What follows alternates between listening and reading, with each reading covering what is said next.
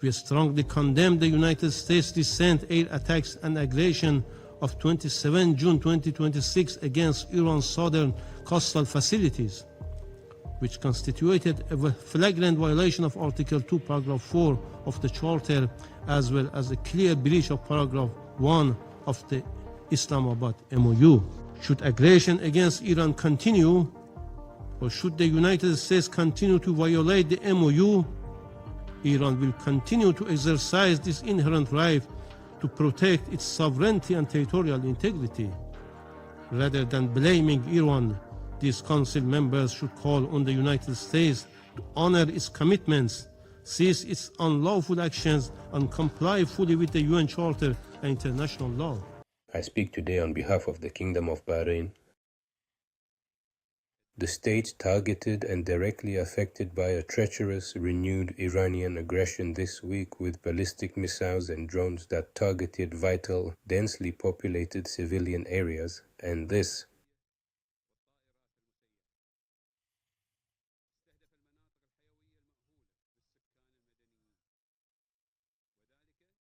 although Iran signed the Islamabad Memorandum of Understanding with the United States on the 17th of June, which explicitly stipulated a cessation of military operations on all fronts, is the Kingdom of Bahrain recently. It is not a passing event,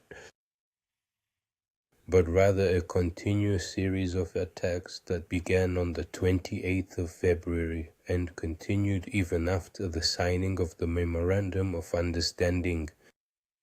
And to this day, its territories have been subjected during this period to a total of 808 attacks, including 203 ballistic missiles and 605 drones.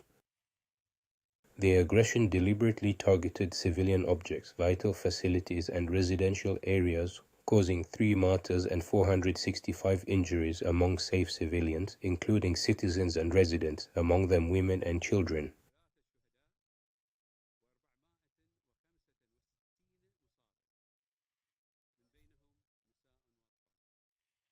Mr. President,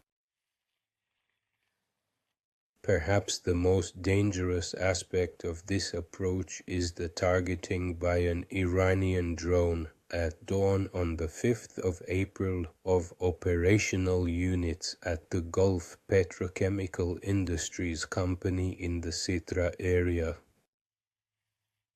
hitting an ammonia tank inside a populated military perimeter. Had it not been for proactive measures and the decision to empty the tank, the toxic gas leak would have led to a grave humanitarian catastrophe, as containing the danger required establishing a 2-kilometer precautionary zone and evacuating nearby residents.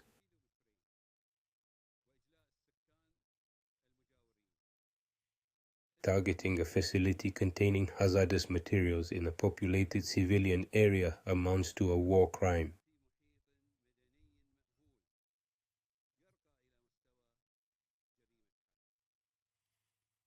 Which is the same classification announced by the national authorities. Russia has welcomed the agreement to end the military conflict between the United States and Iran, achieved through the energetic and effective mediation of Pakistan and Qatar. The signed Memorandum of Understanding paved the way for the further negotiation process and gave hope for the full establishment of peace. We proceed from the fact that Iran, like any other United Nations member state, has the right to self-defense as provided for in Article 51 of the United Nations Charter. Enemy military facilities in this case are logical targets and do not enjoy immunity.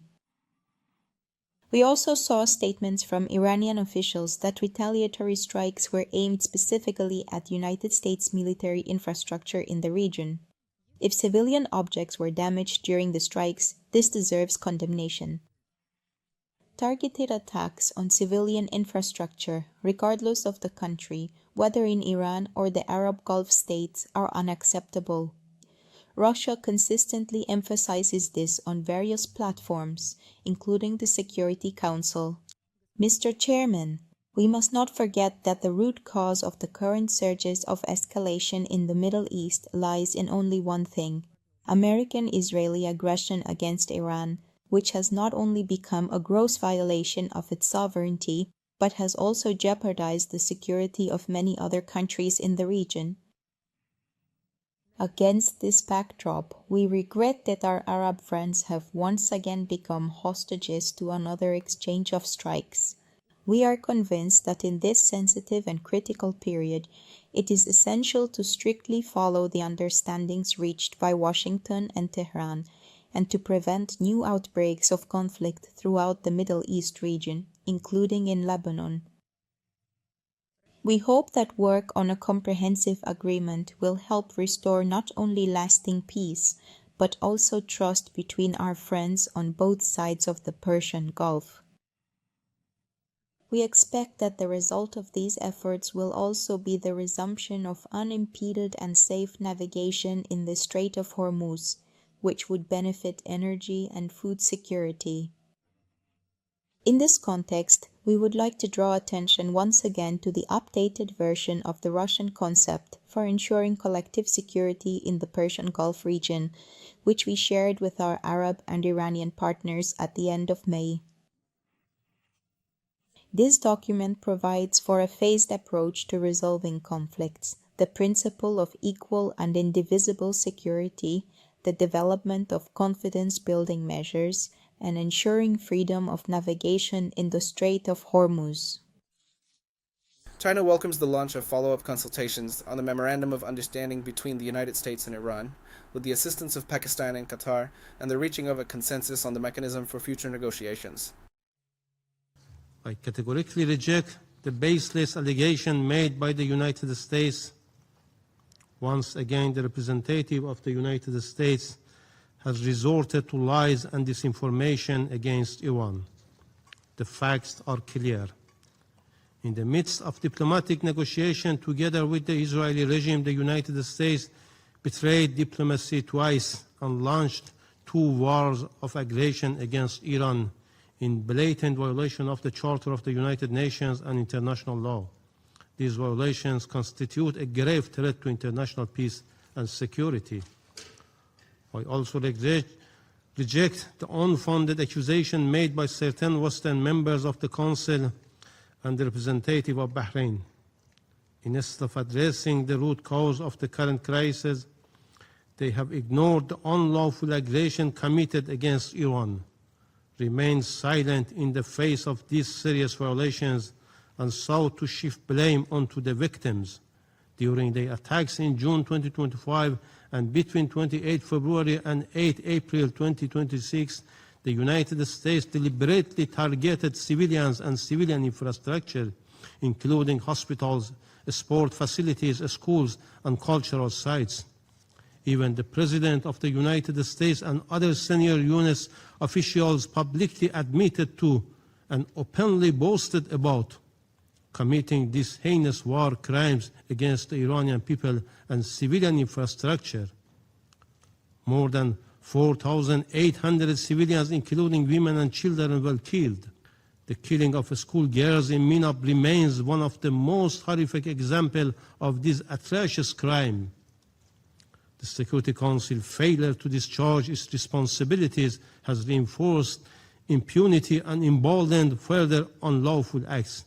We strongly condemn the United States' recent air attacks and aggression of 27 June 2026 against Iran's southern coastal facilities, which constituted a flagrant violation of Article 2, Paragraph 4 of the Charter, as well as a clear breach of Paragraph 1 of the Islamabad MOU. Should aggression against Iran continue, or should the United States continue to violate the MOU, Iran will continue to exercise this inherent right to protect its sovereignty and territorial integrity. Rather than blaming Iran, these Council members should call on the United States to honor its commitments, cease its unlawful actions, and comply fully with the UN Charter and international law. The United States committed a material breach of its commitment and seriously undermined the diplomatic process. Fifth, Iran remains fully committed to implementing the MOU, including its provisions concerning the Strait of Hormuz, provided that the United States faithfully fulfill its own obligations. Why you prevent the international vessels could reach to the Iranian ports? You cannot deny the fact. The fact is that 70% of Americans and taxpayers oppose your administration war policy toward Iran. They believe that Americans' interests have been sacrificed for the Israeli interests. Since the beginning of this wave of escalation, the state of Kuwait has been subjected to repeated attacks, totaling 893 drones, 379 ballistic missiles, and 15 cruise missiles.